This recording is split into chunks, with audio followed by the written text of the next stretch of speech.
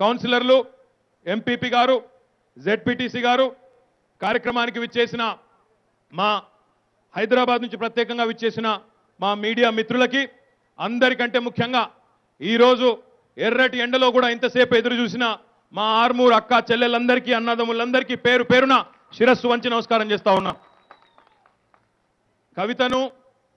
కవిత గారు ఎంపీ గారు అనడానికి నాకు మనసు ఒప్పుతలేదు.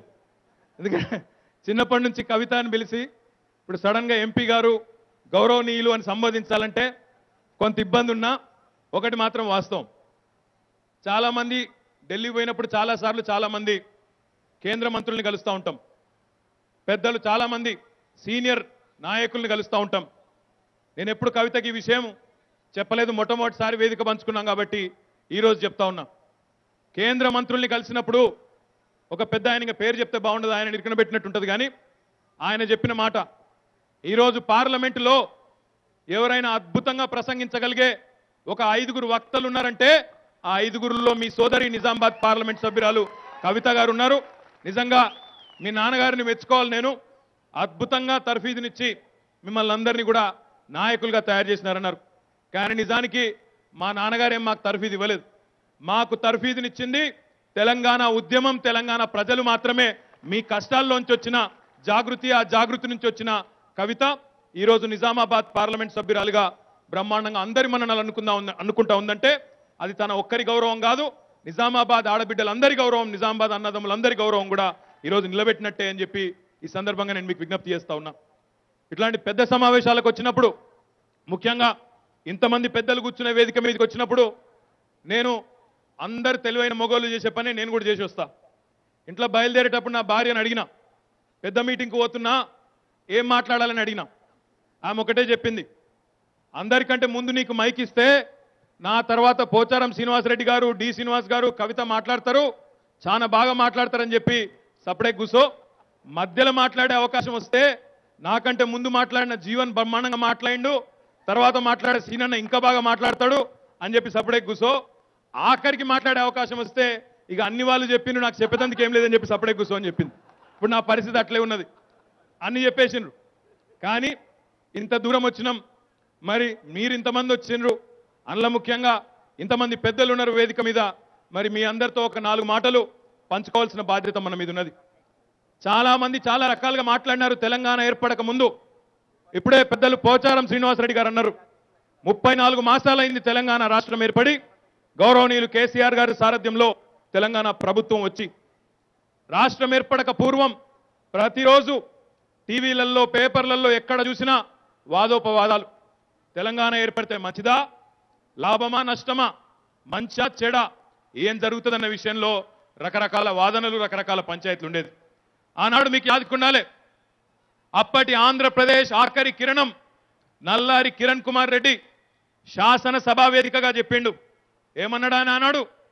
తెలంగాణ ఏర్పడితే మీకు కరెంటే ఉండదు, అంధకారమయమైపోతుంది, చీకటి ప్రపంచం అయిపోతుంది, మీ తెలంగాణలో బోర్ల మీద ఆధారపడ్డ వ్యవసాయం చేస్తున్న రైతులు బొక్క బోర్లా పడతారు, తెలంగాణ ఏర్పడితే అడుగు నాశనం అయిపోతారని భయపెట్టించిండు ఆనాడు కిరణ్ కుమార్ రెడ్డి.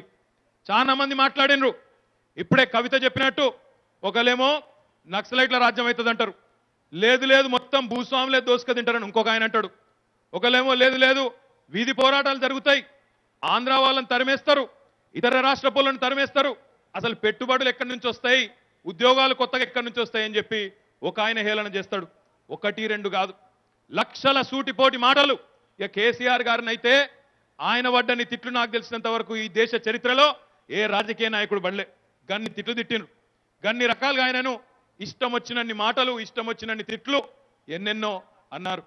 కానీ నవ్విన నాపచనే పండిందన్నట్టు ఈరోజు ఎవరైతే తెలంగాణలో కరెంట్ ఉండదన్నారో, ఎవరైతే తెలంగాణ రైతులు బొక్కబోర్లా పడతారన్నారో, ఈరోజు వాళ్ళందరి నోర్లు మూపించే విధంగా పట్ట పగలే 9 గంటల నాణ్యమైన కరెంటునిస్తున్న నాయకుడు తెలంగాణ ప్రభుత్వం, ముఖ్యంగా గౌరవ ముఖ్యమంత్రి కేసీఆర్ గారికి ఆ ఘనత దక్కుతుందనే విషయం నేను మీకు గుర్తు చేస్తా ఉన్నా. ఒకసారి మీరు గుర్తు చేసుకోవాలి గతం. ఈ నిజామాబాద్ జిల్లా మొత్తం తెలంగాణ కాదు, మొత్తం దక్షిణ భారతదేశానికే వ్యవసాయంలో పాఠాలు నేర్పిన జిల్లా నిజామాబాద్ జిల్లా. ఆనాడు నిజాం సాగర్ ప్రాజెక్టును కట్టినప్పుడు హైదరాబాద్ సంస్థానంలో ప్రపంచంలోనే అతిపెద్ద ప్రాజెక్టు ఆనాడు అప్పటికి నిజాం సాగర్ ప్రాజెక్ట్.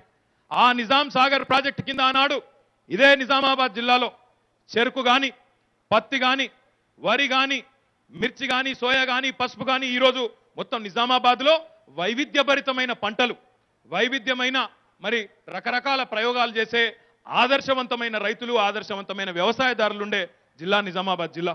నిజామాబాద్ జిల్లాలో నిజాం సాగర్ ప్రాజెక్ట్ ఆనాడు హైదరాబాద్ సంస్థానంలో కడితే ఎంత సంస్కారం ఉన్న జిల్లా ఈ జిల్లా అంటే, ఆనాడు అప్పుడే కోస్తాంధ్ర నుంచి ఆనాడు సోదరులు ఇక్కడికి వలస వచ్చి బోధనకు కానీ, బాన్స్వాడకు కానీ ఇక్కడికి వచ్చి భూములు కొనుక్కొని వ్యవసాయం చేసుకుంటే వారిని కూడా హక్కున చేర్చుకొని మనలోనే ఇమిడ్చుకొని ఈరోజు మన సంస్కృతిలో వాళ్ళని కూడా భాగం చేసుకొని కలుపుకొని ముందుకు పోతున్న సంస్కారం ఉన్న జిల్లా నిజామాబాద్ జిల్లా.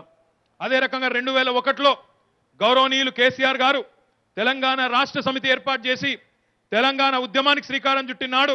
మొట్టమొదటగా అండగా నిలబడ్డది, అగ్రభాగాన ఉన్నది ఇదే నిజామాబాద్ జిల్లా అనే విషయాన్ని కూడా నేను మీకు గుర్తు చేస్తా ఉన్నా. మోతే గ్రామం ఆనాడు, మోతే గ్రామం ఏకగ్రీవంగా తీర్మానం చేసి మేమున్నాం నీ వెంబడ మీరు నడవండి అని చెప్పి ఆనాడు ధైర్యాన్ని ఇచ్చింది. 2001లో ఆనాడు జిల్లా పరిషత్ ఎన్నికలు జరిగితే మొత్తంగా తెలంగాణలోని 9 గ్రామీణ జిల్లాల్లో ఒక్క నిజామాబాద్ జిల్లాలోనే ఆనాడు జిల్లా పరిషత్ మొత్తాన్ని ఊడ్చేసి గెలిచి మొత్తం తెలంగాణకు ఒక సందేశం ఇచ్చి స్ఫూర్తినిచ్చి ఆ స్ఫూర్తిని నింపింది ఇదే నిజామాబాద్ జిల్లా.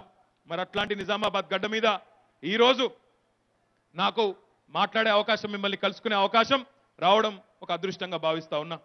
ఒకసారి మీరు ఆలోచించాలని కోరుతా ఉన్నా. 34 నెలలు అయిపోయింది. ఏమొస్తుంది తెలంగాణ వస్తే అని ఎక్కిరిచ్చిండ్రు చాలా మంది. మరి ఏమొచ్చిందో ఒకసారి ఆలోచన కూడా చేసుకోవాలి. ఇదే రాష్ట్రంలో, ఇదే ప్రాంతంలో గతంలో ఆంధ్రప్రదేశ్ ఉన్నప్పుడు 2004కు పూర్వం పెన్షన్లు ఆనాడు కూడా ఉండేది తెలుగుదేశం ప్రభుత్వంలో. ఏం పెన్షన్లు అవి? నెలకు 70 రూపాయలు, 75 రూపాయలు. ఊళ్ళో 10 మందికి వస్తే 50 మందికి రాకపోయేది. ఆ రానోళ్ళు పోయి లొల్లి పెట్టేది, నాకెందుకు ఏవయా, నాకు లేదా అర్హత అంటే ఏమన్నారు ఆనాడు, ఆ 10 మందిలో ఎవడో ఒకరు చచ్చిపోతారు తీ, ఆ చచ్చిపోయిన వాళ్ళ జాగాల నీకు కూడా ఇత్తం తీ వచ్చినాక అన్నారు. వాళ్ళు ఊళ్ళో ఎవరైనా చచ్చిపోతే పాపం పెన్షన్ వచ్చిన ఆయన ఊరందరూ ఏడ్చేది, ఒకడే ఒక్కడు నవ్వేది. ఆ ఒక్కలెవరు? ఆయన జాగాల పెన్షన్ వచ్చేటోడు ఒక్కడు నవ్వే పరిస్థితి. ఆ తర్వాత కాంగ్రెస్ ప్రభుత్వం వచ్చింది, 200 రూపాయల పెన్షన్లు తెచ్చింది. ఏమొస్తాయి ఇవాళ 200 రూపాయలకు? ఏమొస్తున్నది? పప్పు, ఉప్పు, నూనె, చింతపండు అన్ని పిరమైనవి. 200 రూపాయలకు ఆఖరికి అక్కడ కూర్చున్న ముసలమ్మకు, పెద్దమ్మకు మందుగోళీలు కూడా వచ్చే పరిస్థితి లేదు. అందుకే కేసీఆర్ గారు ఒకటే చెప్పినారు, తెలంగాణ వచ్చిన తర్వాత ఏ పేద ప్రజల కన్నీళ్లలోంచి అయితే ఈ రాష్ట్రం వచ్చిందో, ఏ పేద ప్రజల కన్నీళ్లు తుడవడానికైతే మేము కట్టుబడి ఉన్నామని చెప్పి టీఆర్ఎస్ మేనిఫెస్టోలో చెప్పిందో దానికి అనుగుణంగా ఈ దేశంలో ఎవరు ఇచ్చినా ఇయ్యకపోయినా తప్పకుండా 200 పెన్షన్ను 1000 రూపాయలు చేస్తా అని చెప్పి ఈరోజు ఆసరాగా నిలబడ్డ పెద్ద మనిషి మన పెద్దన్న గౌరవ ముఖ్యమంత్రి కేసీఆర్ గారు. ఒక విషయం ఇక్కడ నేను మీకు చెప్పాలా, గతంలో కాంగ్రెస్ ప్రభుత్వంలో తెలంగాణ ప్రాంతంలో 29 లక్షల మందికి పెన్షన్లు ఇచ్చేది, సంవత్సరానికి 830 కోట్లు ఖర్చు పెట్టేది.